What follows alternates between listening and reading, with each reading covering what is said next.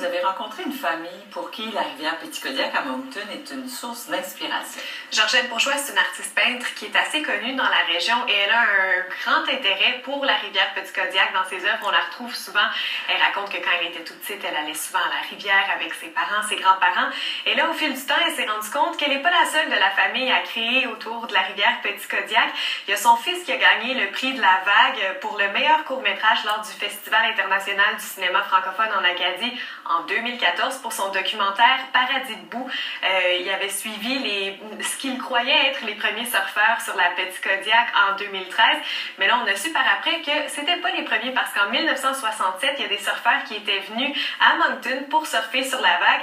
Et puis, le père de Georgette Bourgeois, Thomas Bourgeois, s'est aussi lié un petit peu créativement à tout cet événement-là. Alors, je suis allée les rencontrer pour parler de leur lien très prononcé vers la rivière Petit-Kodiak. C'est moi, puis ça, c'est lui, sur la vase. En 2013, Georgette Bourgeois se rend à la rivière Petit-Kodiak avec son petit-fils Mathis pour créer la toile Les surfeurs de la Petit-Kodiak. Moi, je commençais une série qui s'appelle l'Acadie contemporaine du Grand Moncton et c'est avec celle-là que j'ai voulu commencer. De l'autre côté de la rivière, son fils tournait un documentaire sur le même sujet. J'avais été embauché pour être photographe pour le livre d'Anthony Coda, qui fait du surf partout au monde, sur des mascarettes. Puis la troisième journée, je lui ai convaincu que c'était vraiment quelque chose d'historique qu'il faisait ici, puis qu'on devrait documenter ça en vidéo. J'étais là et je disais à mon petit-fils, regarde ton papa à l'autre bord de la rivière. Puis regarde les surfers qui viennent. C'était tellement émouvant de voir tout ça en avant de mes yeux, là.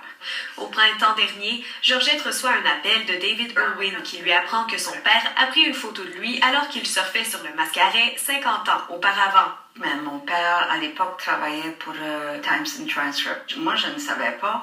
Mon père avait pris une photo de ces surfers-là qui venaient de la région de Boston. David m'a dit qu'il avait 19 ans à l'époque.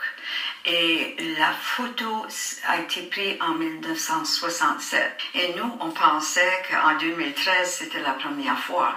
Tout le monde pensait ça. Sauf ceux qui auraient vu l'article en 67. C'est tout. Mon papa me disait des histoires à propos de la grosse vague, puis que ça faisait quasiment un tremblement. C'est toute une révélation pour Chris Harrigan, qui a suivi les traces de son grand-père encore plus qu'il ne le croyait.